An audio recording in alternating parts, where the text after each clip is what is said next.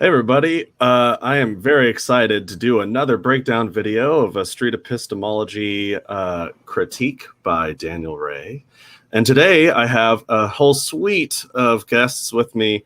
We've got Anthony Magnabosco, we've got Reid from Cordial Curiosity, Michael from Live Well, we've got Mark from Being Reasonable, and we've got Ram here. Ram, you don't have a YouTube channel just yet, do you?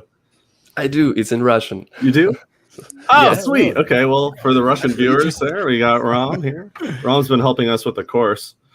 And instrumental. I'm really excited to dig into this video today. What do you guys think?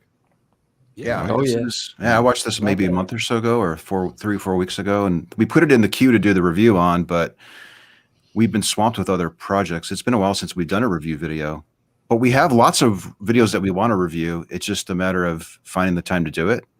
Which, by the way, this might be a good opportunity to say, like, if you're into SE and you want to do a review video, just reach out to us. We can set you up with 1 or 2 of us here, bring on some of your SE friends, and talk about a video that caught your attention. Doesn't have to be just us doing this, by the way. Hey, everyone. Yeah, the more the merrier. The more voices we have out there doing SE, the more we can see variations on how it's done. And that's something that I actually want to start right off the bat with talking directly to Daniel. I love watching your content, Daniel, and you seem to have a lot to say about street epistemology and how to, have conversations with people with differing views. And so there's going to be a reoccurring theme you'll hear from me today, which is show me how it's done. So I can learn from you, because you seem to have a lot to say about talking to other people. And so I want to issue a formal challenge based off of what we heard in this video we're about to review, which is please go out to a park and sit with a sign that says, "What do you believe and why?" or something to that effect. Really, you can put your own creative twist on it and show me how you would investigate a belief in reincarnation, or show me how you would investigate a belief in astrology, or something that you don't hold. And I want to see how open-minded you are to what you hear, and also like what questions you'd ask to bridge a gap of understanding. If you don't believe and they do believe, what could get you to where they are? What questions could you ask? How can you learn from them? And that, I think, will be a reoccurring theme here today. So does anyone else have anything else to say about this video before we get started? Not necessarily about the video, but about your challenge. I think that's good advice. That was similar to what I mentioned to the guy who said he's using SE with his wife and she thought it was manipulation. And he suggested, maybe I can start teaching her how to do this so she can use it for a claim that her brother made that she thought was worth exploring. And I thought that that was a great idea. That might be one of the best ways to better understand SE, is to actually do it and see if it's as nefarious or insidious as maybe you think that it is. So that would be amazing to see. For a very long time, I've wanted to see theists use this approach, especially people who are critical of what we're doing. Even like academic epistemologists, for example. So if you have experience in philosophy or psychology, or you don't just have to be a critic, but if you don't like this, show us how it should be done better, rather than just saying, stop doing what you're doing, or I don't like what you're doing. Help us get past the hump that you think that we're stuck at, in your view, would be my advice. So yeah, I think that's great. And we'd be happy to incorporate any of that new knowledge into SE if that's something that was effective. Yeah. Cool. Absolutely. So what was this video? This was he a guest on somebody else's channel and being interviewed about street epistemology? Is that the gist of this video? And then he's being interviewed, I think? Yeah. Is that the deal? Yep. Okay. We got a couple timestamps too. This is a long video, so we identified 8 or 9 timestamps that caught our attention. So if you want to watch the whole video, we'll include a link to this. But we're picking up on some of the things that caught our attention. So maybe right from the start, maybe there's somewhat of a bias, but I'm thinking that we probably picked the juiciest ones, at least from our perspective. Any thoughts? Yep, this is the highlights of the video, and we'll start with this clip. Here we go. To sort of doubt and question your faith. So a manual for creating atheists, we need to probably make this really clear. Boghossian sets out a couple of erroneous definitions of faith. Not long after the book came out, Peter Boghossian was in a debate on Unbelievable with Justin Brierley. And Peter Boghossian was debating a professional philosopher whom I know and have talked to and have interviewed and have had on our book club, Tim McGrew. Tim, you may know his wife, Lydia. They're both published. And so Tim is a professional philosopher, and he really tackled Boghossian's definitions of faith, and they got into conversations of epistemology. You can Google that conversation. It's still out there online, and you can listen to it. And Tim was very professional about it. I did Google it. Want to listen to a clip? Yeah, absolutely. Theists love also, stay tuned to discussion. By the way, this interview comes up again and again over the years. Has come up again and again over the years. Maybe because maybe we just let the clip speak for itself. But take note of the date on this too. By the way, 2014. It's been around for a while. This was like 1 year after the first book came out. And since then, there's been a different book that's much better.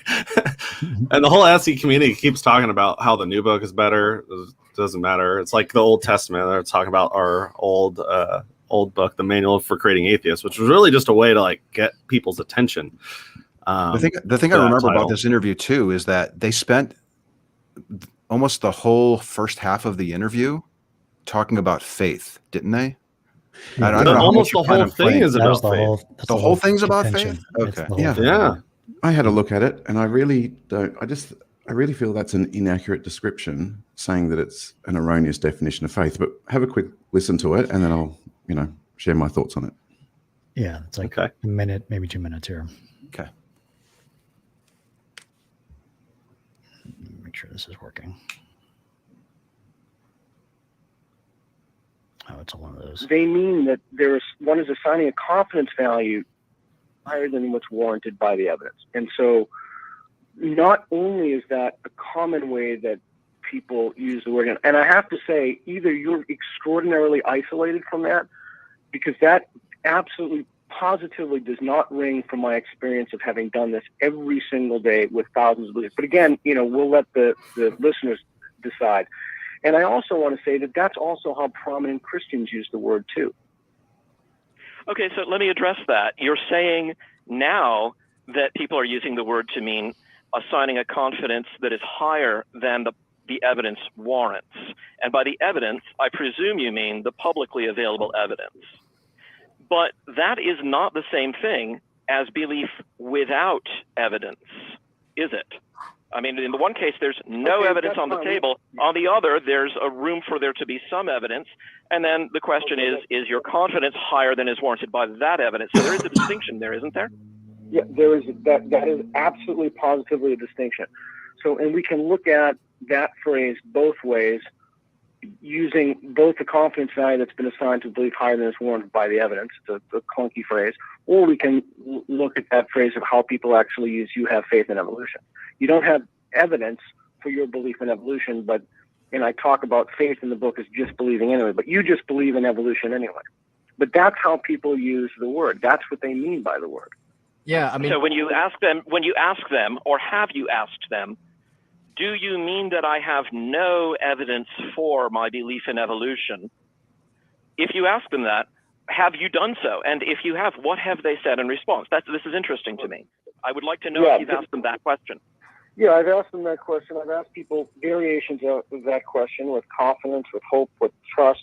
There is no one standard Christian answer to that. There's no one response that one gets. Christianity isn't this monolithic thing, this monolithic religion in which there's only one answer to a question.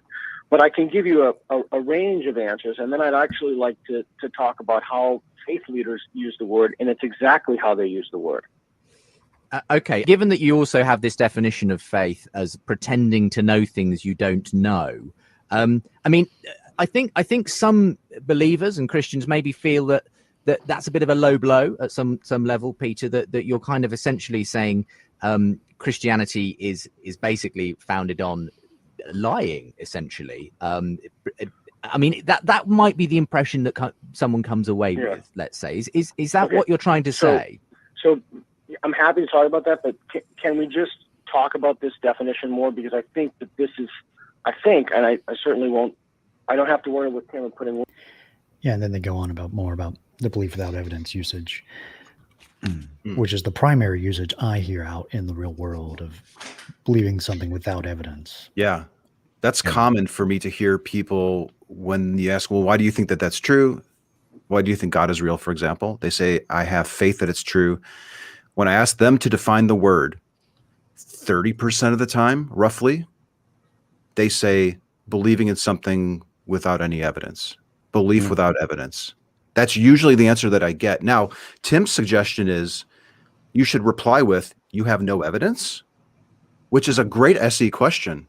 So let's not skip over that. Like his recommendation, if you encounter somebody who says faith is belief without evidence, that's a really good follow-up, because that puts it in a very stark term. You're repeating it back. And I wonder if you'd get a different answer in return. I bet half of that 30%, half of those people would say, well, I do have evidence, but it's a special kind of evidence or something like that. You'd probably get some sort of reaction acknowledging that they do have something to support it.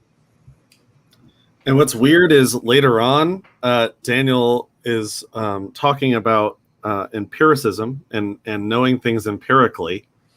And then he seems to, and maybe I'm misunderstanding him, having an objection to a conversation that's entirely focused on how we can know things empirically, and if we can't know things empirically, how are we really knowing it? And like, how does he square these two things? Yeah, that's a good point. This empiricism complaint that he's got over here, and then he's saying this about faith over there. I'm a little lost. Maybe we'll get more into that. Probably get to that. Come across that part. Yeah. There's something else in that interview. I think after it, Tim disagrees, and Peter actually asks Tim, "Well, what's your definition of faith? And how many people do you see using this definition? That's a primary definition in the book."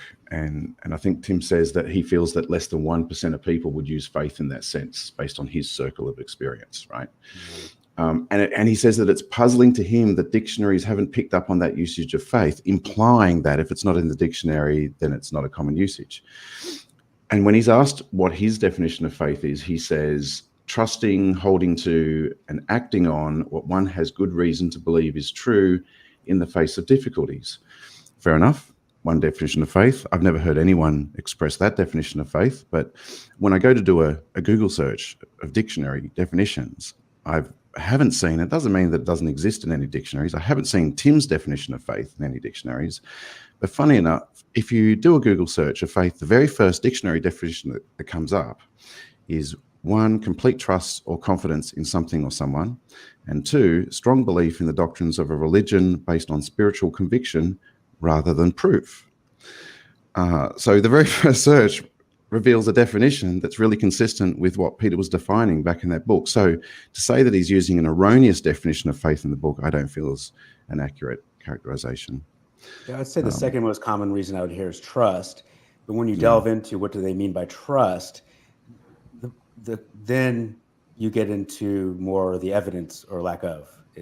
You get closer to that definition the more you go into the trust explanation. Trust seems like it's a more accurate definition. But here's my question and let me just put, theists or apologists seem to have a wildly different definition of faith than the average everyday believer, for one thing.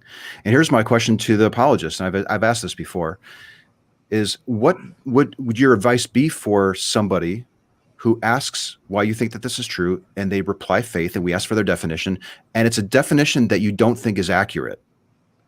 Do you want us to be correcting them and say, well, Tim McGrew says this. Why aren't you using Tim's definition of faith? Or Peter's, for that matter? It's the definition of our conversation partner that matters, right? Yeah. And it's always changing. And it's like different changes every time. Well, I had one conversation with a lady, and she used 5 different definitions of faith through the course of a 30-minute discussion. In one talk, right? Yeah. It's so nebulous. It really is like a redundant word. I mean, people can use it as trust, as confidence, as hope, and so it's a moot point at the end of the day. You just go with their definition. So yeah. I'm However, sure like why the it's whole a big issue. pretending thing, I don't think that I don't think people are pretending to pretending to know something that you don't know. Although once I asked somebody, do you define faith as pretending to know something you don't know? And they agreed to it. Now, I don't know if they really were on board with it or not, or they were just complying or whatever, but it's a wild definition. Yeah. I've had someone say to me, it's not evidence, Michael. You just have to have a leap of faith. So I have had those responses. They literally make the distinction between good supporting evidence and faith. So what are we to do with that is my question. And and having trust in people is a good thing. And that's what's happening. Like a lot of virtue signaling here is like, what, you don't trust me? Like, it's like, it's a good thing to be trusting of people, right? Oftentimes. But what you said, Anthony, is really important. We're going with the definition of the conversation partner we're talking to. We want to use that definition. We'll forget everything we know about what that word means when we go in to talk to people. And again, this interview was with Peter Boghossian in 2014, after well before a lot of things were flushed out in SE. But we really are careful, very careful. I'm very careful about using the definition my conversation partner uses. Yeah, and not only the definition, but the meaning of it. Are they meaning it as a reason? Are they meaning it as a method? We can't just assume that it's the method that they're using. We can't assume that faith is their epistemology. It could be really tempting to do that because we see the liability of faith. So it's like we hear faith and we think, oh, that's what they're using to be so sure. But you need to confirm that that's the case with questions. And that's when we're practicing SE, I think most of us in this room, when we hear that word, faith, at least from my standpoint, I stop everything right there and I have to get that clear, that definition, before I move forward. Because in my earlier SE experiences, I wouldn't get that definition and it become very apparent that we were talking about very different things. And so that's why we do that. Yeah. Faith is up there with it's true for me. If you hear either of those two things, stop your conversation and focus on it and get it all written down. Yeah, true for me is a triggering phrase. I get really riled up when I hear that. Yeah. And I think Peter's origination of the phrase "pretend to know what you don't know" comes from the Socrates quote. So that he's a big fan of all of that. So that's where that comes from. So it's Peter's critique of faith as an epistemology, as Socrates would critique it. Okay. All right, want to keep going? Yeah. Yep. All right, share audio. Should we skip to the next section or keep hearing from Daniel about this faith definition? What time are we at? Oh yeah, we spent more time on McGrew and Boghossian than we did Daniel. That's all right. He mentioned it, and I thought it was important to bring that up since he mentioned it and then didn't play anything. I felt like it was good that we did. Okay. Let's jump to the next one then, maybe. 8:48. All righty. Sort of want to distance themselves from that sort of vitriolic language. But it must be said that in 2013, Peter Boghossian thought faith was a disease or a disorder that should be in the Diagnostic and Statistical Manual for psychological psychiatric disorders. He thinks that's how low he thought of faith. And so this has actually been a debate in psychology circles about how to discuss this sort of thing, because there's the cultural aspects of a group belief, and then there's individual beliefs, and the DSM does not define anything like this as a disorder, but it does. The closest it does is it defines something as a delusion, and that is a false belief based on an incorrect inference about external reality that is firmly sustained despite what almost everybody else believes and despite what constitutes incontrovertible and obvious proof or evidence to the contrary. The belief is not one ordinarily accepted by other members of the person's culture or subculture, e.g., it's not an article or religious faith. And that's the current that's the closest the DSM comes to talking about that sort of thing. So the DSM is saying, because it's so widespread and such a huge thing out there in the culture, it's so common, we can't really define it as a delusion, because delusion is like usually a fringe thing that virtually no one believes. Yeah, so we allow it because based. lots of people believe it at the moment. So in China, like, do they have a specific DSM over there? And I wonder how they treat faith. Be interesting, being largely atheist and not theist. It could be argued, I guess, from the religious side about how much evidence they have to support their faith. Their faith, right? And if I hear that during an interview, then I want to go through the evidence. If they think the evidence is the thing that's supporting their belief, I want to know precisely how much that evidence accompanies on their pie chart, and whether or not, if they could do without it, would their number stay where it is, or would their number slide down? If it slides down, that's probably really their reason, and I want to dig into that. If it doesn't slide down, that's a different problem. This reminds me of Tim Grew's response to somebody, right? If somebody says, faith is belief without evidence, he suggests replying with, are you saying that you have no evidence? That's a really good question. That susses it out. They may say, that's right.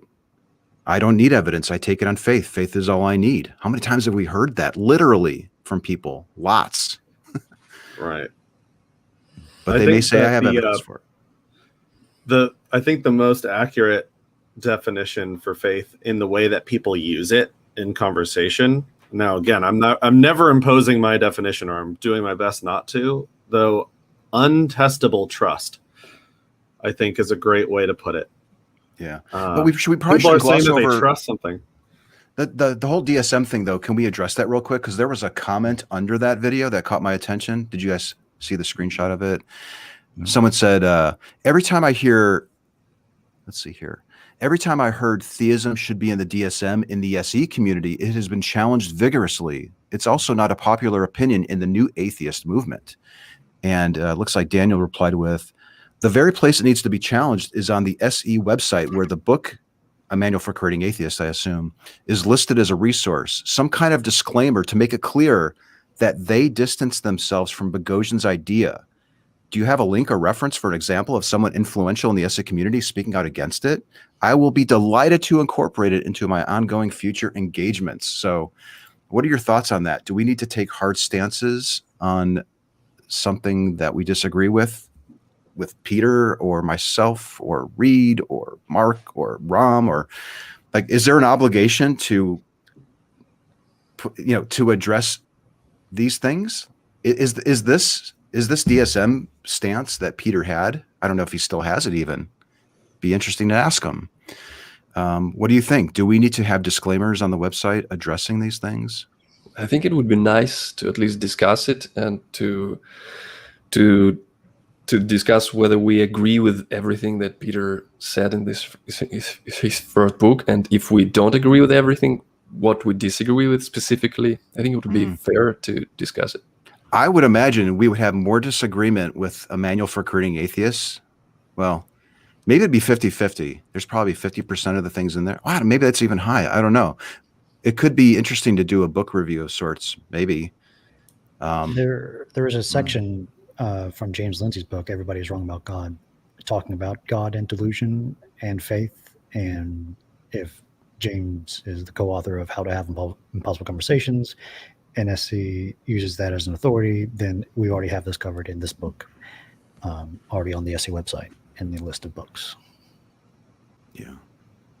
Yeah, I think it's actually a valid concern by Daniel, where he's saying that on the one hand, some street epistemologists say they don't agree with Peter Boghossian's first book, but on the other hand, on the official site, you can find information that we don't agree with it, or we don't subscribe to it anymore, and there are no specifics about it. So maybe we should think about that.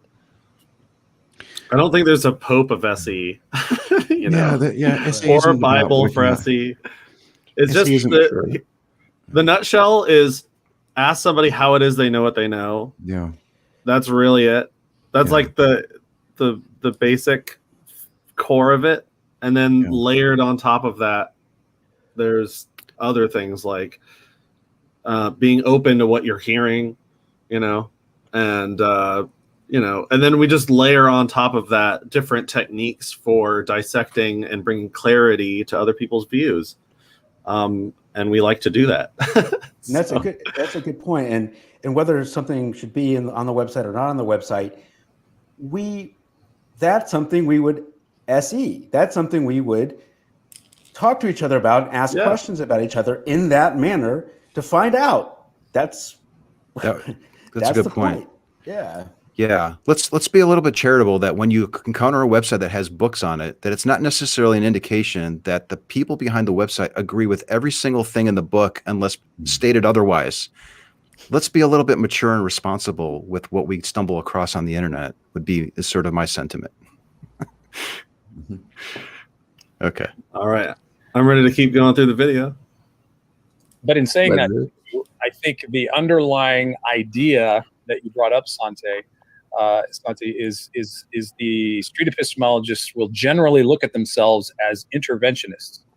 This book, that term actually gets used more in this book, interventionist.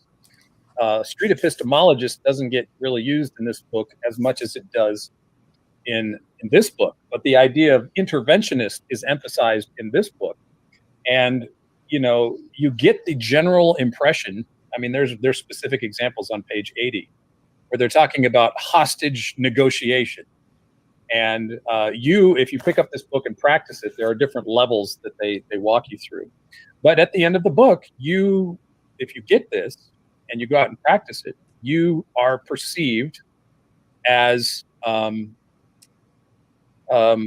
interventionist, someone who has the superior epistemology, and you're going to help me out of what you perceive to be my foolish belief, faith belief without evidence, or believing in things I'm just so right there, things that I know aren't true. I would disagree with that. I wish, oh man, if you've been following our streams in the past, we'd have a popsicle stick, and Dolly would be helping us mark the agree and disagree with the popsicle. Shout out to Dolly. Shout out to Dolly for sure. We miss you, buddy. Yeah. This is one in which I would mark disagree on the popsicle stick. I'm not here to talk anyone out of anything. I'm here to bring myself along for the ride as to how they got to where they are.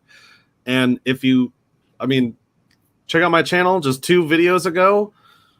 I sat down and talked with somebody. We talked about all sorts of stuff and nothing in particular. It was just an abstract discussion about how our process for how we form our beliefs and how we think about that process, how important that process is to us, whether or not that process to conclude things needs tweaking, or whether or not we're using a process for certain things differently than we are for other things, and why would that be?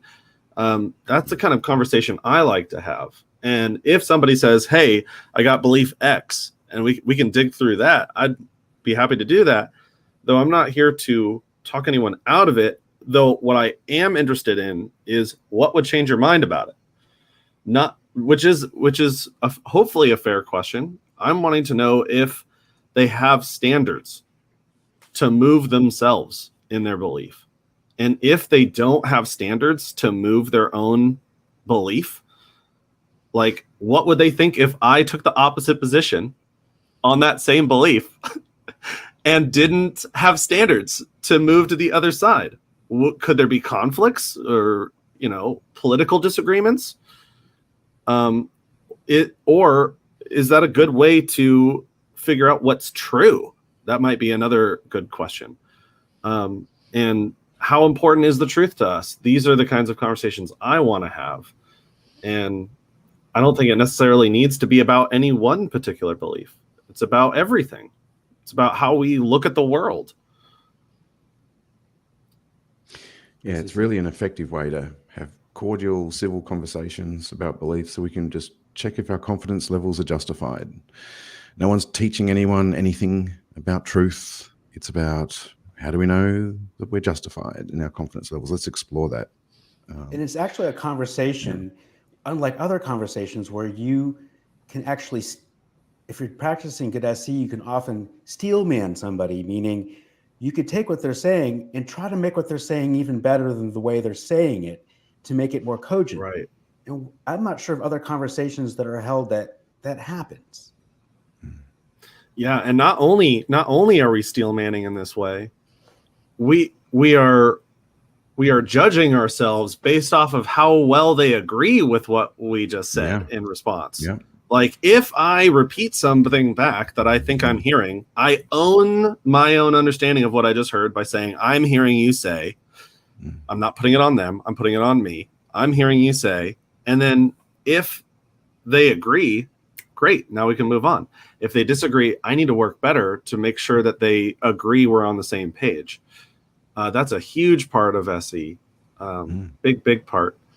And so, yeah, if you had your popsicle stick and you said you disagree with Daniel there, I may put my popsicle stick as agree, potentially a little bit. For which one? Yeah, what's the claim? Because I thought we were talking about interventionists. Intervening. Yeah, intervening, proselytizing, trying to change minds, trying to convert. Hold on, though. His definition of interventionist, unless I missed it, is someone who thinks they have a superior epistemology. Yeah, that could apply as well. We had to listen to what Reid's going to say about proselytization, I think. Yeah, I didn't mean to interrupt that, but yeah, go for it. Yeah. I mean,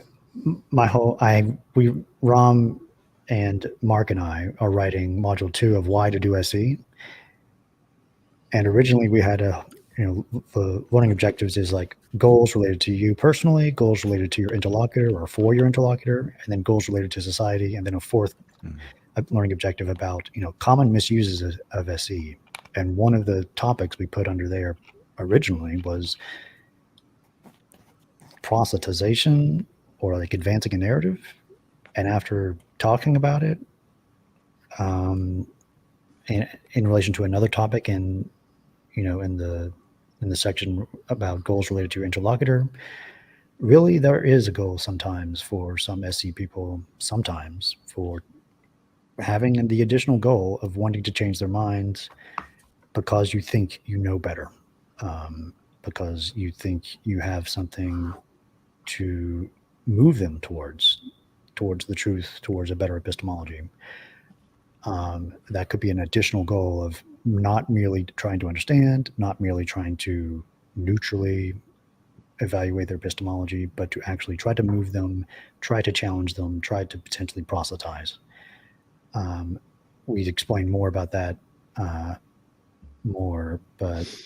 and this video from Penn Jillette is kind of my motivation for thinking that's not only not wrong, it's kind of actually moral. So I want to watch this clip real quick. Here we go.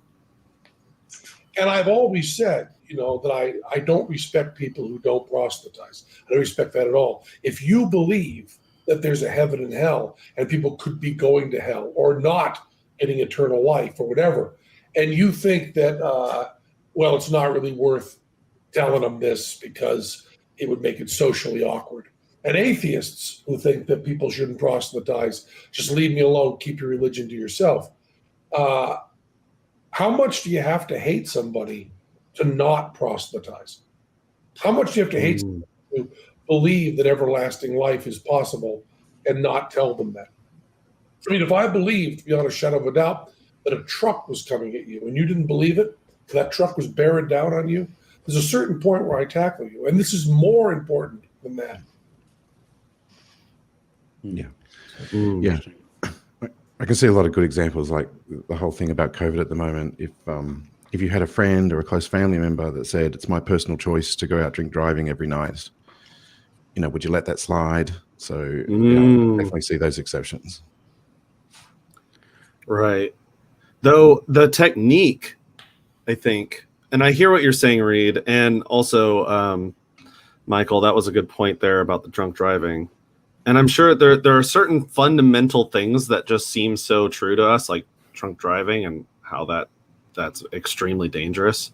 Though at the core, the technique in my dialectic, like behind my method, is like I'm going to the reason why I disbelieve or the reason why I can't get over there, and making that into a question so I can get over there. And so the gap between us narrows. And I'm attempting to be sincere with my questions in such a way that it would draw me over even to something so absurd as drunk driving. Otherwise, if I'm not sincere with my questions, I'm not sure. I'm not really sure what it is that I'm doing necessarily. Now, maybe I am just trying to drag this person over to my side, though I do like to think of it more as I'm trying to model an open mind here, and I would very much like you to be open-minded too. And so I'm going to put my best foot forward and be open to what it is that you're saying. Though I'm going to bring my passion with me into it, right? I am a biased person and I have my own beliefs, and I'm not going to just put them all to the side for the sake of this talk. Like, if you want to know what I think about it, I want to invite you to ask me questions about it, so it's a back and forth. And so those are my Right. Go ahead, Ron. Well, okay. You go ahead, Ron. Okay, I'll start. So we do want to engage in collaborative critical thinking. That's what we do anyway, so the method stays. At the same time, I also don't see any problem with having a goal of persuading your interlocutor sometime, because why wouldn't you, as Pangelet put it so nicely, it is important for us what other people believe. And if, for example, I think that faith in this specific context is not the most reliable method you could use, the most reliable basis of your belief, then I might want to show you that as well, besides other things. So yeah, I don't see anything wrong with that. Also, maybe it would be even weird if I wouldn't want it. But of course, fundamentally, I want to be open myself, and I want to stay to critically think about my own beliefs first of all, and to do it with our interlocutors' beliefs as well. I'm reminded of the LDS guys that walked through the campus that time. Like, they are walking through the campus trying to tell people that they have the truth and that they have a superior methodology for determining that the Book of Mormon is true. Now, I'm suspicious of their method. I don't necessarily think my method is superior because I haven't discovered their method yet, right? And I think I even told them, like, if this is true, I'll be out here with you proselytizing for this. Like, what you're doing is noble if this is true. However, when I started that conversation, I had no idea what their methodology was for determining that the Book of Mormon is true. So I didn't start with the idea that my epistemology was superior to theirs because I wasn't aware of their epistemology yet. Now, at some point, I became aware of it, and it became evident to me that the method that I use to conclude that something is true seems a heck of a lot better than reading it in a book that says, what is it exactly? If you ask for, or I forget exactly what the wording is. I have it in this little book that I put together. But if you get this feeling, if you pray sincerely and you get this feeling, that is the confirmation that this book is true. I don't think that's a very reliable or robust method. But I didn't approach that conversation thinking that I'm superior in any way. And it seemed like Daniel was lumping that in order to be an interventionist, you have to start the conversation thinking you've got it all figured out and all these poor people are wrong. And it could be tempting to slip into that mindset, but you have to try to be open to what they're saying, that it could be true. And they actually do have a really good method for concluding it. Yeah, always be open to being wrong. If you have that, even if you're trying to potentially persuade, you could change your mind. Going through that, the SE is a really great process for evaluating claims and methodologies. Right. So, yeah. Here's my question. Can somebody not have a goal and not think that they have a superior epistemology and still be an interventionist? Can you still be intervening in somebody's belief tower and intervening? We're respectfully inquiring why you think that this is true. Like, interventionist seems so strong and powerful for what we're doing. Yeah. Isn't everything an intervention? Everything affects everything? Yeah. How do you define it? I'd want some more What is clarity. As far as manipulation? whatever Yeah. that. Yeah. And now that we've put this word proselytization out there, I think we should just clarify a little bit that often with proselytization comes, and tell me what you think, Reid and Ram, because we recently talked about this, is dogmatism. And those should be separated out a bit just because they're often conflated, I think. Reid, would you? Yeah, it's possible to be a non-dogmatic proselytizer. You could value something. You could say, this is really an important thing that people should know about, but I still could be wrong about it. Can I attempt to talk to you about it? Yeah. Freedom of speech, for example. I proselytized freedom of speech. Yeah. That could be I feel like that's wrong. what doing actual street epistemology on the street kind of is. It's like the opposite of street preaching. It's like the exact opposite of street preaching.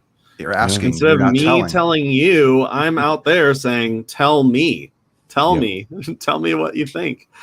I want to explore that with you. And by the end, maybe you'll be so impressed by my ability to understand what it is that you're saying and get you and encouraging us to both think about your idea in a deep way that you don't get a chance to do very often. Maybe that'll encourage you to try this out with your friends and family, or maybe even one day, dare I say, go out on the street and do this in public, which, by the way, if you're considering doing that, I really recommend you do it, especially to Daniel Ray. But really, anybody watching, highly recommend just try it out. Just go for it. Just jump right in. Just be safe. Wear a mask or something. Get vaccinated. Be in a public area. Please. Yeah. And, All right. It's a lot of fun. All right, let's keep going. Let's keep going. Next section. So when they ask you the questions, what's in the back of their mind is this idea that you used some kind of method to test whether or not your belief in God was true. And so they have this underlying philosophical assumption that knowledge comes about through testing empirical means. And so at the foundation, really briefly, to go on a little philosophical excursus, what a lot of them are really doing is a kind of form of logical positivism or verificationism that was popular in the 1920s and 30s in the 20th century. And it was a philosophy of knowledge that said, if you can't empirically verify it, I'm being very short for the sake of time here, if you can't empirically verify a truth claim, then it's not a truth claim. Then it's not counted as real knowledge. And the Vienna School and those philosophers and mathematicians that were involved in that didn't like the idea that religious knowledge had any legitimacy whatsoever. So they tried to devise an epistemology that could do away with religious language and religious claims and religious knowledge. And so they came up with this idea that we should empirically test all truth claims. And if a truth claim can't be empirically tested, we should discard it. But of course, the philosophy itself didn't last very long because the very idea. The audio cut out. No, that's good. Okay. Maybe for you. Truth claims in order for them to be valid is not a claim that you can make. It's not a claim that you can test empirically. You can't test the underlying foundation of logical positivism. And so to give you a street epistemology example, many of them, to their credit, will say that, yes, I agree that the truth is not relative, that there's objective truths. A popular example that a street epistemologist might use in a conversation with you is to say, flip a quarter, it lands on my hand, and they'll ask you, so is it heads or tails? And your hand's covering it, so they say, well, we don't know. And right, you get the theist to say, well, I don't know. How would we know? Well, the guy would have to remove his hand so that you could see the quarter. And so they use this as it mixes metaphysical and theological knowledge with empirical knowledge. They think that testing to see if God is real is in the same sort of philosophical category as lifting my hand to see if the quarter is heads or tails. Yeah, there's so much to talk about already. Yeah. We could go for an hour on this. Where do we start? I'm itching to start with something.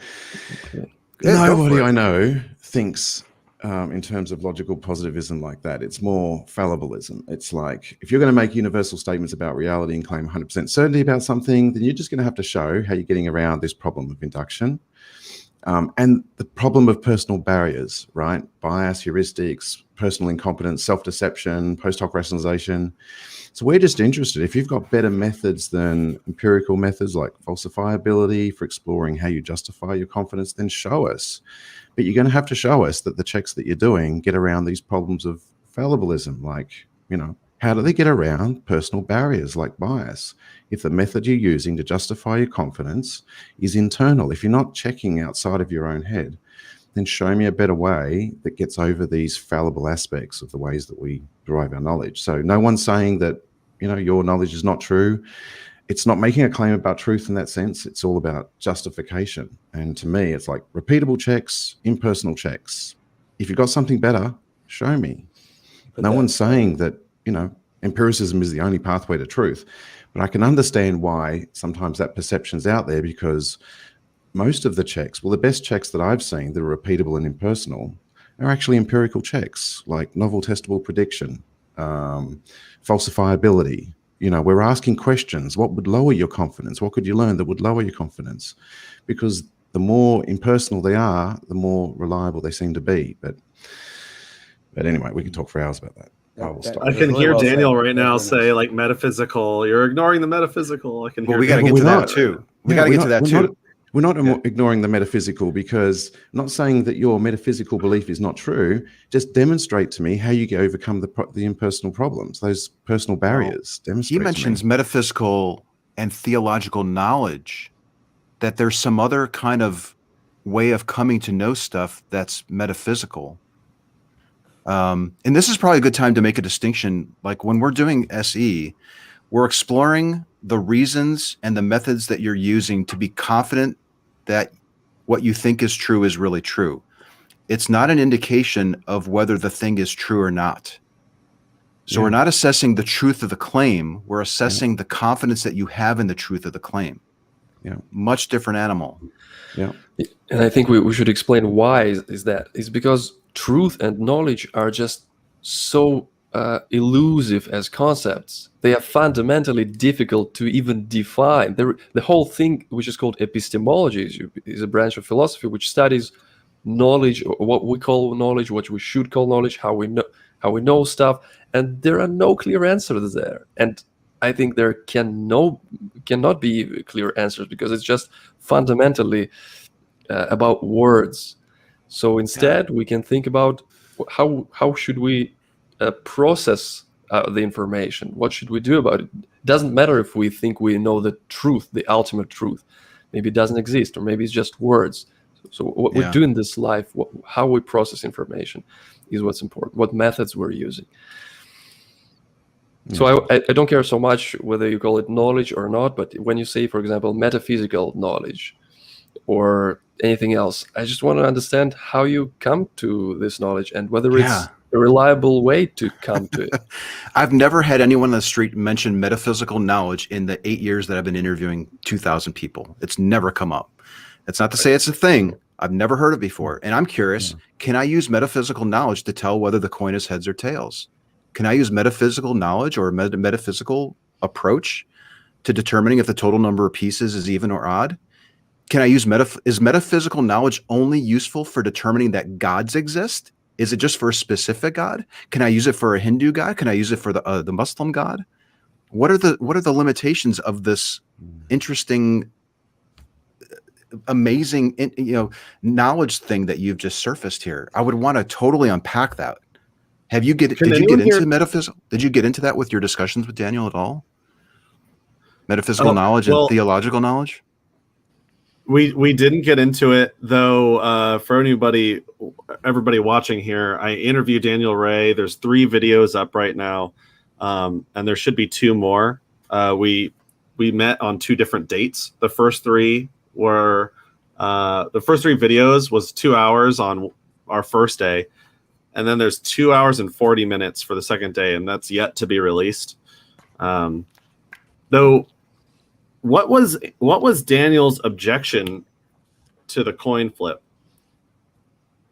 Okay, that's good. We should be able to repeat back what we think his argument was. Right. prepared to do that? Are you doing that now? Well, he's basically saying that there's an issue there, but I don't recall hearing what the issue was. He's saying you shouldn't be comparing this, and I want to know why. I'm going to assume Right, that there are other methods out there that you don't only need empirical methods as a pathway to truth. So in relation to metaphysical, there are other methods as a pathway to truth. And that may be true, but we are fallible as human beings. So, and street epistemology doesn't really teach an epistemology. We're looking. So if you can give us a better pathway to justify our confidence, then show us. But at the end of the day, how are you overcoming these aspects of fallibilism? That's what drives me with curiosity. So I'm just going to assume that, because I don't think he actually said it. But I want to know how Daniel would interview somebody believing that they sincerely believe that they were reincarnated. And I know he's met these people before, because in the next talk I'll release on my channel, we talk about all the different countries he's been to, and he's been to like Egypt and a bunch of places around the world. He just needs to go to LA. He's met people. He just needs to go to Los Angeles for that. Right. A whole bunch of people. Yeah, right. You don't have to go far. Somebody says like, I've had a past life, and do you believe them? Where are you on the confidence scale about their claim? Do you think they're telling the truth? If they're not telling the truth, why are they thinking this? And if they say, well, they've got metaphysical evidence, like, what do you say to that? How do you look into that belief, or how do you investigate that belief? Or is there just going to be a gap of understanding between you forever? Is that the way things are going to be? Yeah. There are lots of checks that can be done. Are they impersonal? Can they be checked by anyone? Are they repeatable? And if the answer is no to all of those things, then I guess we just have to leave you with your belief. I can't have the same confidence unless it can be demonstrated reliably. It seemed like Daniel was saying that we're saying that if you can't test something, it should be discarded. Discarded? Yes. I think he's saying that. Yeah, go ahead, Anthony. Well, okay. I think in SE, we're interested in the person's certainty or level of confidence on a gradient from 0 to 100. This is not a binary yes, no, right? That's a whole other issue. We're not saying that you need to discard something if you realize you can't test it. We're asking you to evaluate if your level of confidence that you've assigned to the truth of the claim is justified if you can't test it. I'm not asking you to discard it, but reconsider the weight that you're putting on the truth of it. It may still be true, even though you can't test it. Yeah. But if you can't test it, should you really be 100% sure that it's true, or 90 or 80? Yeah, and show us why. Show us why. Show us how you can be so sure that you're not influenced by self-deception or rationalization. How would you ever know?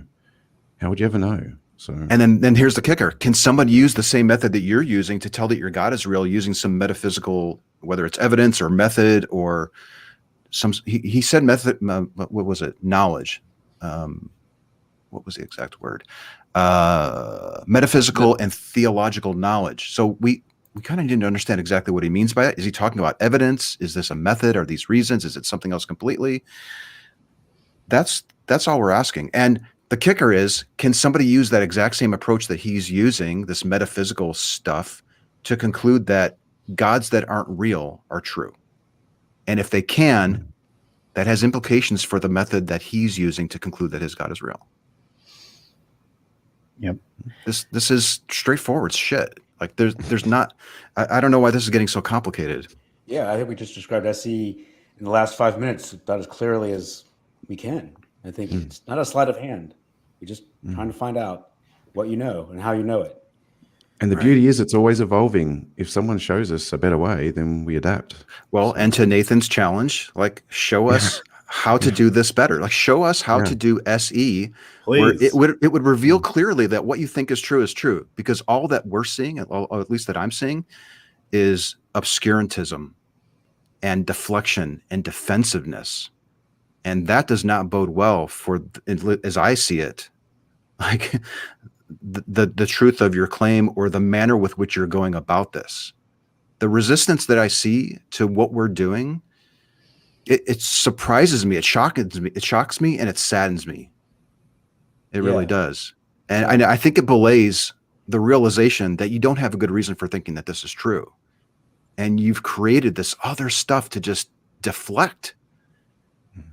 But that being said, dude, I'm open to exploring that. I want to understand what you mean by what, I keep forgetting the word. I'm so sorry. Metaphysical and theological knowledge. Like, how is that superior in some way? Is it necessary? Do you have to have that in order to think that your God is real? Am I going off on a tangent? I'm sorry. No, it was good. No, I'm just laughing because I'm imagining Daniel Ray rewatching this. Which, by the way, Daniel calls me a friend in the video. Like later on, I right back at you, buddy. Dude, you did. I think he's a great guy. No, you were so sincere, authentic. You're the best person. Yeah, I don't think that I would have the patience, honestly. And I'm a pretty patient dude. Like, you could see it come through my videos. Hopefully, for the audience who hasn't seen the second part, Anthony has seen the second part. So just wait. I definitely separate the things I disagree with from the person. Like, I find Daniel very charismatic in a way. Like, I warm to him. I like him. I'd hang out with the dude and have a beer with him if it weren't for the fact that we'd probably be talking about theological stuff the entire time, and I'd be like, oh, no. But like if we didn't, I'd be like, let's go bowling or whatever, you know. It sounds like a nice guy. It's not personal. This is really, it's just. It's absolutely not personal. It's just about our ideas, and I get along with him so much better than I would like, you know, the Darth Dawkins of the world. Something like that. And this is why I like to review his videos, because I feel like he's a great interlocutor. He really is. I don't want to focus too much on one person, but he was really seemingly sincere, and you know, it was interesting, his interactions with you. All right. And I'll wrap up this by just giving a few select quotes from, you know, my favorite epistemology book, Kind of the Inquisitors. It relates to exactly what he's talking about with positivism and everything. So we check and validate ideas in all kinds of ways that do not look like experimental science. In fact, most critical checking does not look like experimental science. Unless truth be recognized as public, then there will be nothing to prevent each one of us from adopting an utterly futile belief of his own, which all the rest will disbelieve. One man's experience is nothing if it stands alone. If he sees what others cannot, we call it hallucination. Science is unique, not because it tests propositions experimentally, but because it tests them socially. The magic is not in the experiment, but in the repeating of it and the criticism of it. Knowledge, then, is often empirical, but it is always social. So the joke is on the positivists. In real life, crisp empirical verification is only a small part of what people in a science game do. Yep. There you go. I've heard that before. Love that book. Yep. Big fan. So want to keep going. What's the next section we're doing?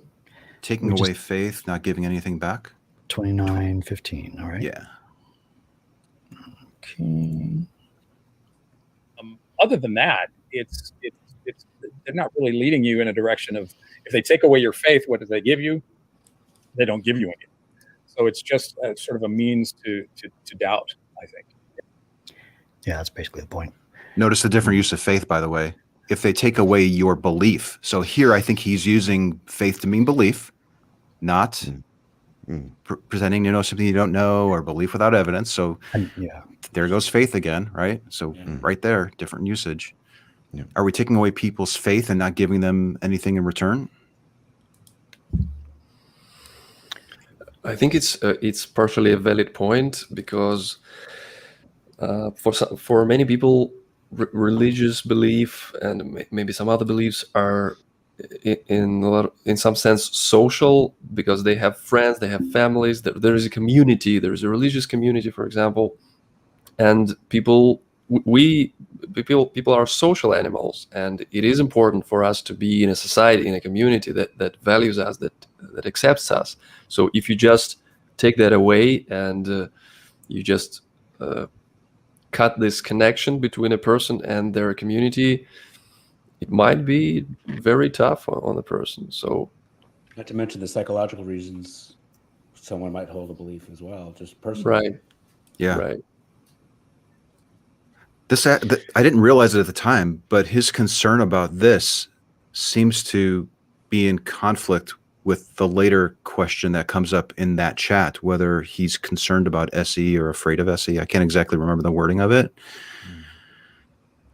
Is he worried? Is he concerned that these conversations that we're having with people could result in a loss of a person's belief, faith, and then this person would struggle? That's a concern of mine when I engage with people, because I can usually very quickly help a person discover that they don't have good reasons for thinking that it's true, or they've used an unreliable method and their confidence up here is not justified and they should probably lower it. It has implications for the relationships that they have and the community that they're a part of and that belief system that they're enmeshed in at the moment. It's one of the reasons why I volunteer for recovering from religion, because I want to see what happens on the flip side of that. You know, I think it's a real possibility. Like, I think that this is a likely outcome of an engagement where you're using SE. I think people will end up having to face the question of, do I need to leave this community because I don't think that this is true, or can I still stay in it? We have lots of communities that are formed around beliefs that aren't true. Just go to Comic-Con or Dragon Con or something, or a Star Wars convention. You can still find community around beliefs that aren't true and things that are fiction, and people love it, and they get married and they name their kids Anakin. You know, so there are alternatives out there. It's not the end of the world if you realize that you can't back up your faith belief, in my view. Yeah, I think people are more resilient than we think, but we also have built-in checks. Like, I'm starting to now at the beginning, before I get into it, say to people, look, as a result of this, your confidence may increase, your confidence may stay the same at the end of the conversation, or it may decrease. Are you okay with that? And it really is a choice for the individual, right? Who are we to tell them? Yeah. You know, who are we to tell them? And sometimes, like, I'm talking to a lady, she's a childhood friend's mom. It's going to be an amazing series. Nathan's already watched one of them, I think. And even though I said, like, here's a possibility, like, this could happen if we keep talking. And she's like, yeah, I'm fine. It's cool. It'd be, and I double checked, like, just so you know, I know this might sound far-fetched that this could happen, but I want you to be aware that that's a possibility. Perhaps, and of course, we're not going to get widespread agreement across the SE community that we should be doing this, but this is something that I think that we should do. We should warn people of the possibility that you may lower your confidence in the truth of your claim, which has implications for the communities and the behaviors that you do and all the other stuff. Well, we often ask the question, what would life be like in 5 years, hypothetically speaking, not saying this is true, if you discovered that this was not true? Would you still be a good person? You know, what would the what kind of person would you become? Yeah, I think there's a whole section. What would those intervening 5 years look like for you? Would it be a really big struggle at first, and then you'd eventually kind of settle down and normalize, or would it just take 2 weeks? Is it 2 hours? Yeah. Ask that question. If it's so clear that someone's so identified and attached to a belief that there would be harm that would flow, I would just disengage and, as Dali says, go to deep empathy and then wish them well. You know, but I really think it's a choice for the individual. As long as we ask those questions and raise those things, it's their choice. Yeah, and that actually kind of gets to the proselytization thing too. So you can literally say, like, I want to ask you these questions that could result in this outcome. And if they're good with it, then you go for it. You proceed. All right. Yeah, this comment relates to what we've been talking about. We can just get to this real quick. No problem. I prefer, I tell all the SE guys, I said, my style is, hey, if you're an atheist and you want to deconvert me, just tell me. I just don't hide that under a rug. I encourage my street epistemology friends to be outspoken and out there and just lay it on the table, what you believe, and have a two-way conversation instead of a one-way interrogation. Yeah, I'm not interested in deconverting anyone. But I do feel this, though. If you're going to make public statements about something that, like this, a universal statement about reality, be prepared to be questioned on it, because you're making the public statement. So people can have their own personal beliefs, but if they're raising it in front of me, I want to be able to ask questions about it, because I want to know how they know. How else would I discover it unless I ask questions? I'm more interested in the process than the belief. I want to know how someone got there. And if someone's using a process that concludes something that I don't believe is true because I don't understand how one could conclude based off of the process that I'm using. I want to know how their process is different. We actually And try if not they're- to think about the belief too much when we're practicing SE. It gets Yeah. Exactly. Because the belief almost is like a distraction almost to their process. I'm interested in how they figured it out. And if someone's using a process which is unreliable, let's just say, and is, let's just say, leading to false conclusions, then could that process be used either beknownst to them or unbeknownst to them to conclude other things unrelated to that belief that are totally tangential to the belief that have to do with politics, which is much more going to be affecting me?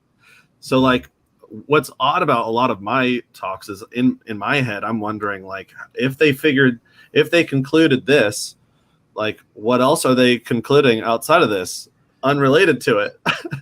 And it makes me curious about a whole host of different subjects and issues. And right now, we're talking about the process that Daniel's using to understand how we dig into other people's processes. A little meta, right? And I'm so curious to see how Daniel is going to be open to hearing what other people say about all sorts of stuff, about how reincarnation, or, I mean, Muslim, like Islam, the Bhagavad Gita. Like, I'm curious to know why these things are illegitimate, if he thinks they're illegitimate. His main approach may be, or like the theistic approach is usually, let me tell you the good news because I have the truth. I'm not even really interested in how you came to your conclusion because I've got it all figured out. So if you're starting from that mindset, it might be hard to put yourself into the shoes of a kind inquisitor. And thus maybe why Daniel and the SE community are not necessarily seeing eye to eye. We have tellers and askers butting heads. Right. Yeah. Possibly. But here's the thing about deconverting. Tell me that you're going to deconvert me. I'm interested in exploring your level of confidence and the reasons that contribute to it. And if we explore your reasons and your methods, it has implications for your self-reported level of confidence. So this isn't deconverting anybody. It's asking the person to judge for themselves if their level of confidence that they've self-assigned is justified in their own mind to their standard. Right. And as many of my audience may know, if you watch Daniel Ray Part 2, which is What is Confidence, you may see that there's a lot of resistance from Daniel to even entertain any kind of way to quantify how much weight is put behind any belief that he seems to hold. Interesting. Now, maybe that is the right way to do it. I'm open to that maybe being the case, but I have so many questions about why that is, why we can't look internally in our own head to see whether or not we think the painting that we've painted in our mind is a reflection of the external world or what's true. Reid, there's a comment there from Nathan Hartman. Can you throw that up there? Oh, that wasn't the one I was talking about, but yeah. Some people probably shouldn't deconvert, or in my view, lower their confidence in the truth of their claim. I think some people really need their belief, or I think some people really need to think that their belief is true to a high degree of confidence in SE speak. Yeah, there are some people who need to have the belief. I'm not saying that he's a person that he may think that he is, or maybe he doesn't think that he is. I don't know. That's for you to decide.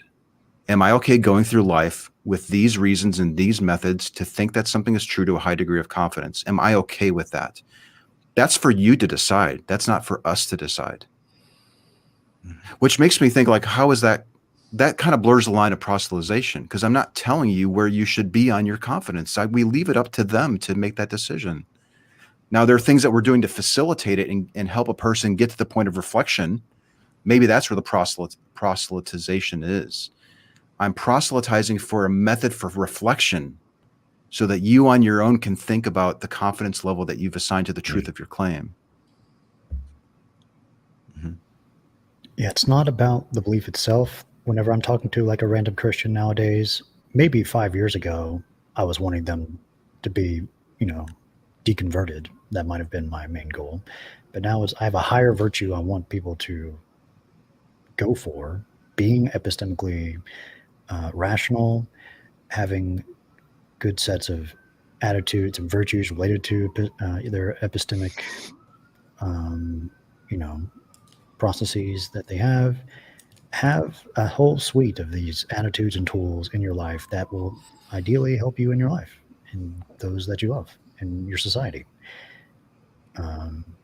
That's what I want. If we all do that, I just can't see the downside. Maybe there is. It's just hard for me to perceive. Well, the downside might be we need to hire a hell of a lot more psychotherapists because these beliefs are filling, I think, psychological needs for a lot of people. So there needs to be, like to Daniel's point, what's the alternative if you decrease, I'm not decreasing your faith. You are doing it on your own through the course of me asking questions, by the way. But yeah, what is the replacement for church or going to the temple or going to the mosque for a lot of people and thinking that there's this lovely father figure out there protecting you and you're going to see your loved ones again?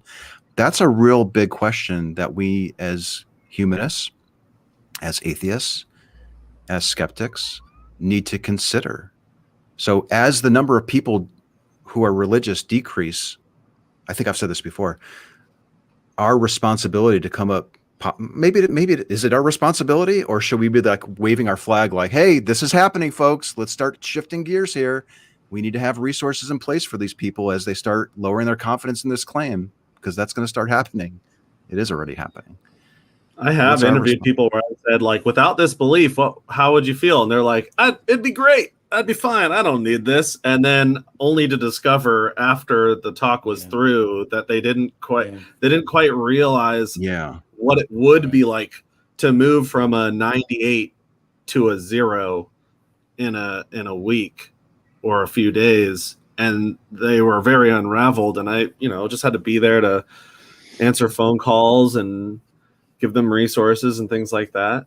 Though, like, that's why we check to see if somebody would be okay with sliding on their scale beforehand. And if they are telling us that their life would be drastically changed, then I want to make that see about that. Why would it be drastically changed? Right. What would be the alternative? And to Michael's point, where would you be in 5 years if you can literally ask them what kind of impact this conversation could have on your life and how you view things, and listen to what they say. You're really relating to them as a human being. I'm really curious. How long does compassionate inquiry? This is ethical, compassionate inquiry, if you ask me. And if we lose the compassion part, then it's nasty.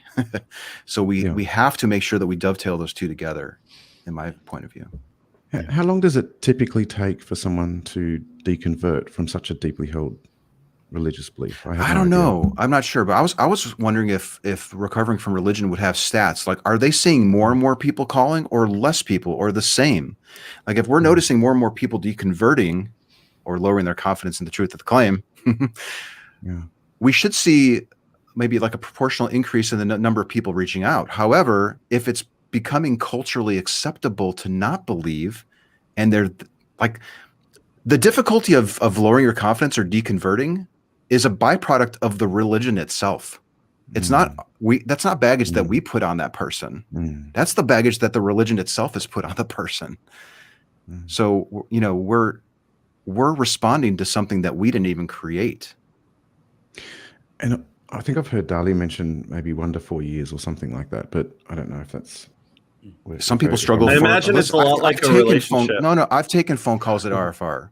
There are 90-year-old, there are 80-year-olds that call in and they're struggling because in the last 10 years they realized that this isn't true. And then there are people that they deconverted 50 years ago and they still have legacy fears of hell and all this other garbage. Right. I think I believed in Christianity for like 2 years or 3 between like the ages of, maybe it was between the ages of like 8 and 11. and my deconversion process was about like 2 minutes long in the shower. It was like a eureka moment. There is an interesting I was like, age wait a variance minute, over what there. all those people in India, why aren't they think? Wait a minute, Really? wait a minute. That was my process. But then I've also like talked to people, and they were really high, and then after the talk, the next day they're like, I'm at a 4, and then after that they're like, okay, now I'm back at a 60, and I've seen it fluctuate with people. Boomerang. They have to really absorb. Sorry, Michael. Think about different ways to process their process. Anyway, we probably should keep going with this video, right? Yeah, we got 2 more clips. Looks like, right? 4605. Time dry, sometimes. By the way, give this video a like if you can. Right now, we only have 4 likes. Yeah, don't But we got dislike this. 40 people Well, wait. watching. Yeah, like it. Our We need video. some more or- likes. Yeah. I'll take a dislike, whatever. This is relevant to what we were just talking about. My love. Sometimes it's cold, sometimes it's dry, sometimes it's stale. Sometimes, I wake up in the morning before I have my coffee, I feel like an atheist.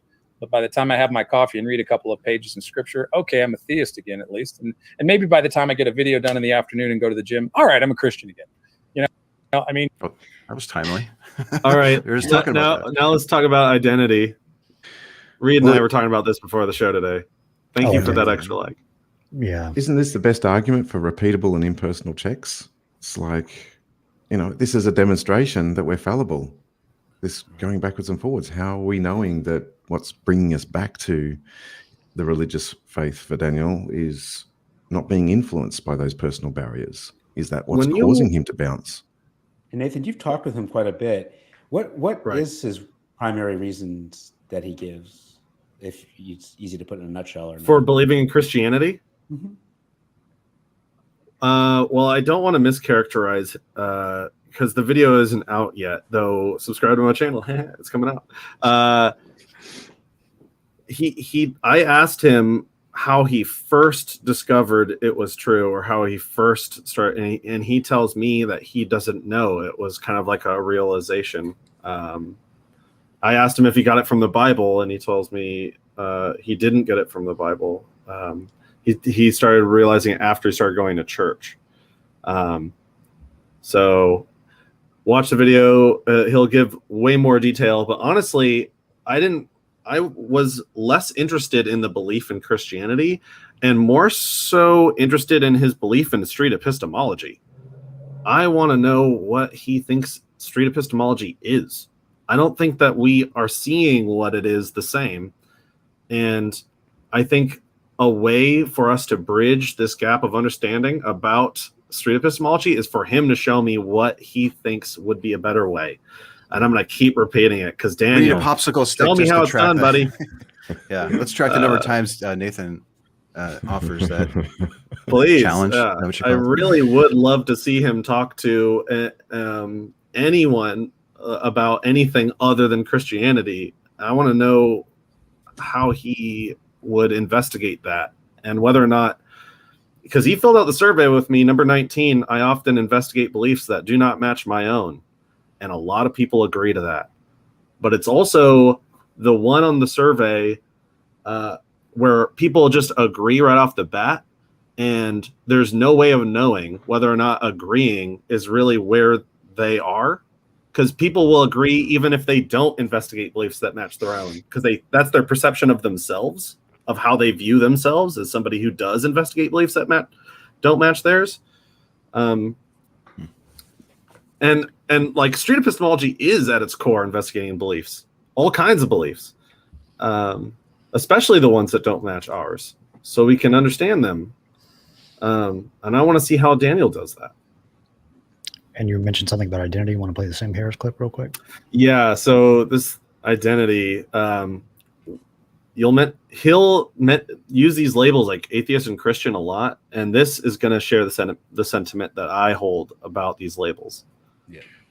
I'm speaking, you should know, from a somewhat unusual position, because I never thought of myself as an atheist before being inducted to speak as one. I never used the word in the End of Faith, which remains my most substantial criticism of religion. And as I argued in Letter to a Christian Nation, I think it is a word we fundamentally do not need. In the same way that we don't need a word for someone who rejects astrology. We simply are not tempted to call people non-astrologers. There you go. Very well put. Right. It's a weird word. I don't like being identified by what I am not. Yeah. That's very I don't have a odd problem to with the me. label. I don't have a problem with the label at all. I know that you don't have. I don't personally have a problem with the label either. It's just when it's coming from a place of I don't somebody who identify doesn't seem as that. to. It's just not my identity. It's just a strange word Yeah, for why. it's where I stand on one claim on a scale of Sure. confidence. Like I don't think have- that it's used. It's used to describe how we're different, and that's the in the context that Daniel's using it. It's used to describe how we are different. And sure, I don't mind. So is theist. Like, does he have the same objection for the word theist? He just used it with theistic knowledge, right? Yeah, I suppose this is more my beef than anyone else's. Maybe. Yeah, like here's Capture Christianity. No, you could be the first one. No, Go for it. Go out. I'll send you my GoPros. You can go. I'll do it with you. We live in Texas, don't we, or something? Yeah. I'm There's noticing more. Luke. Yeah, I'm noticing more Oh, and yeah, more on there, Discord. there are a handful There's of people lots. who are theists who do it on the Discord server. Yeah. Yeah. We There need are more a lot. examples. Yeah. There's But no reason why. the framing from Capturing Christianity here is that it's atheists versus theists. This is what street epistemology is about. For fuck's sakes, come on. This is Still rubbish. to See, this this day, is it's what I'm talking about. 2021. Yeah. This is what I'm talking about. Any epistemically humble, curious, wanting to be, up their rationality game, human being is welcome to learn and practice and develop street epistemology. This is, theism, atheism, it doesn't even register as like anything interesting to me. Right. Exactly. You And can we be have on the all- board of directors for Street Epistemology International and think that there's a God. That it's Yeah. not a requirement. Yeah. And we have all sorts of denominations, like at the Australia Friendly event, we got a Jehovah's Witness guy who has a PhD who is awesome. Fuzz the cat. He's very polite. He engages in SE. He really likes it because he wants to be challenged and he wants to explore if his justification is right. So he's very honest. We get all sorts. We got Luke, who's a Catholic. Maybe this is the start of a movement to get more theists, or we don't care where you stand on any claim. We want you to learn the tool. We make these videos and tools freely accessible to everybody. There's not a pre-check. I would love And a theist. we're developing a course for everybody. We've invited everyone that we can possibly contact to help us test the course. And I'd love an SE to practice. I'd love a theist to practice SE on me. I would find it really interesting. Fascinating. I'd love A it. theist, a theist would probably be better at doing SE on any of the six of us than any of us, because we are biased. And it shouldn't be the case, but you can't account for all of your biases and be as neutral as you want to be. So it's imperative that we get people or encourage people to learn the tool, regardless of where you stand on any claim. So we have a diversity of practitioners. The diversity of practitioners in SE is what's going to make this better and stronger. So we welcome you.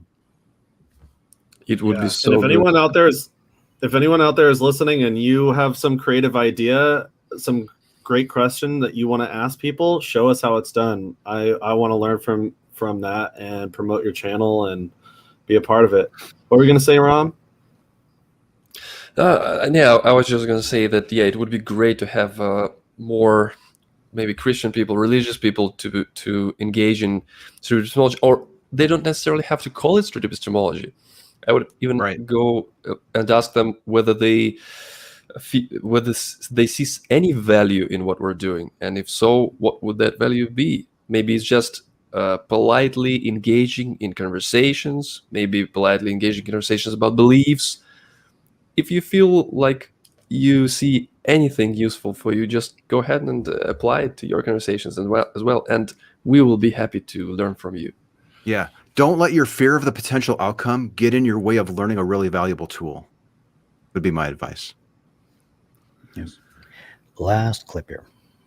But they tell you to avoid using facts. Don't let the Christian into his pantry of wisdom and knowledge. Use epistemology instead, and avoid the apologetic arguments, and don't turn your conversations into debate.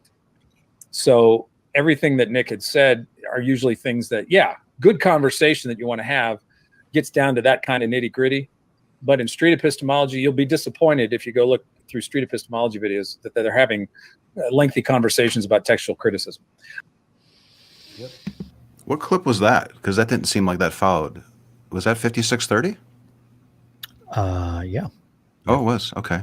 It's it's the avoid facts Avoid type using criticism. facts. Yeah. Is it the avoid facts argument? Yeah. Could we end this once and for all? Could we address this, please? Finally, how many times do we have to keep talking about this? Done this? Yeah. I can't. I just can't. Somebody else, please. Can someone repeat the argument, please? What's the argument? Yeah, it was a little vague, honestly. That clip didn't really live up to what we typed. So, what's the argument, Reid? As he wants to avoid facts, not go into the details, the nitty gritty of any type of nuance or argument. They're accusing us of wanting to stay abstract and vague, and merely potentially just focus on the epistemology of those broad things rather than the nuance and the nitty gritty of arguments. Right. Yeah, and also, in addition to this, I'm sorry, go ahead. No, it's fine. You Okay. go ahead first. In addition to this criticism, Daniel also talks about, let's see here. Oh, that we street epistemologists hardly define the truth for people. So he's saying that we hardly give a clear definition for what the truth is, and this is basically him saying we don't give facts to people or fill people in. Am I understanding that right? Yeah, we don't want to debate. This causes psychological defenses. Yeah, and both of these are partially untrue. It's like when it comes to the facts, like I ended my talk with Daniel both times we met with any questions at all for me, any questions at all, like completely wide open.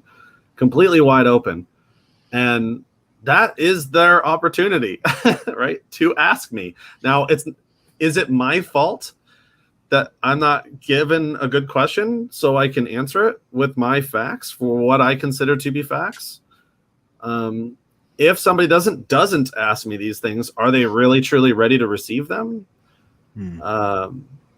And now, I mean, after an SE talk, the other person who just got their interview, they're thinking, they're processing. I want to let them do that. Now, I'm not about to fill a void with what I think are facts unless that other person is ready or wants to know. And then lastly, the other thing about truth and the nature of truth and whether or not street epistemologists ever clearly define what the truth is, or because there's no glossary in at least the digital version of how to have impossible conversations. Though that's what the survey is for, Daniel, which you and I were filling out together. The whole thing is about how we think about the nature of truth and how we're conceptualizing what the truth is, and like 24 different ways to break down how we view our own mental maps and how those maps relate to reality and how we're using the word true in a sentence. So we've done 1/3 of the survey together, Daniel, which will be coming out soon. So hit me up and let's finish it. There's 2/3 of the survey left to go. Yeah. I also heard a criticism about the way that we are just unidirectional, and Daniel feels that it would be better to be, you ask me a question, I ask you a question, you ask me. But what I found with SE is we're actually more focused, and we actually develop more empathy and understanding of the other person by taking a deep dive into not just their reasons, but how do they know? And so working in a unidirectional way is a much better way to understand another person, what their belief is, how they arrived at it. If we're traveling in both directions, it tends to be like a gish gallop, and then you get this fact thrown at you, this fact thrown at you, this fact thrown at you, and you just don't get anywhere, So it's a much more structured approach. At the end of, my 15, 20 minutes of really trying to understand you, you can try to understand me. And that's a much better pathway. Right. Otherwise, it just becomes like you and Uncle Peter or whoever sitting at the dinner table and, just talking over each other. Right. Yeah, it's all at the core of this is the Socratic method. Socrates didn't throw facts at people. He's questioned people. It's the midwife method of bringing out the best in the person you're talking to. That's what we're trying to do. Mm-hmm. Yeah. Cool. All right. Was that the end? Was that the end of the video? That was all. Yeah, pretty much. Damn, that was fun. Well, that was fun. Yeah. One little loose end, often. though, in my notes that I didn't mention. Did I mention Ty yet while we were live? I don't Or not? No. No. So Tyrone has an awesome channel, Let's Chat, and Daniel likes to reference Ty a lot for some reason. Maybe probably because he watched a lot of Ty's videos. Though, Daniel, you keep making this connection between Peter Boghossian and Ty, and I want to put this to bed. Ty has not read a Peter Boghossian book. I think he got through part of it and put it down and said, I got a better way. So Ty has his own way of doing things. And there's Let's Chat. It's a great channel. I'm glad you mentioned that because, I've seen a because it is straight up an error. He's making an error. Ty has not read Peter Boghossian's book, and that's actually it's a broader wonderful than way that. to illustrate. I think it's broader why than that. it's not. Okay, yeah. Oh, did you want to finish? Well, it's point? just the last part is just there's this idea that Daniel has that this is like the SE Bible or something. The book is, and and there's this other connection with that Ty is doing things by the book, and neither are true. So, I mean, yes, How to Have Impossible Conversations is probably the most authoritative thing that you can sit down and read at the current moment, but we're working on a course, so we're about to change that. And that's really the only loose end I wanted to tie up there. I'm glad that you touched on that because that's been my observation too from Daniel and a few other critics is that they watch a video example and think that we're all doing this or we endorse it or we think it's perfect. There's no perfect SE conversation. You're going to notice problems and we're going to notice them alongside you. But it's not only that. You shouldn't jump on it to just kick the whole concept to the curb. Be charitable. Bring your criticism forward and don't just it's not black and white. This isn't binary. Like Ty's example was probably pretty good. There's probably some things that could have been improved, but that's the case for every SE conversation. I can go out on the street right now and record something and it's not going to be perfect. Right. Why? I'm so curious that there's this high standard of, well, it's in the books, so they must all believe it. It's on the website, so they must adhere to everything in the books. For Christ's sakes. Maybe I shouldn't swear, but I mean, come on, be a little bit charitable with what we're doing here and help us. I keep saying this. You can help us make this better. And your criticisms do. Like, I'm really grateful that you sat down with this guy on his channel and critiqued an SE video. But what you're seeing in the videos is not indicative of everything that we do all the time.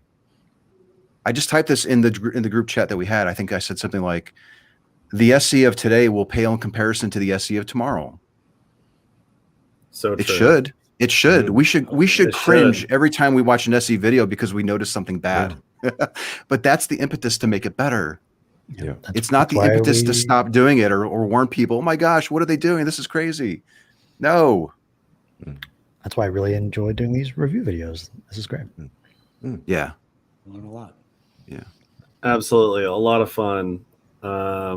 And yeah, for more, you can check out the 3 Daniel Ray interviews that are up on my channel. I'm going to plug it again. Right now, for some reason, part 3 has very few views, probably because it's a lot of rapport as we wind down the interview.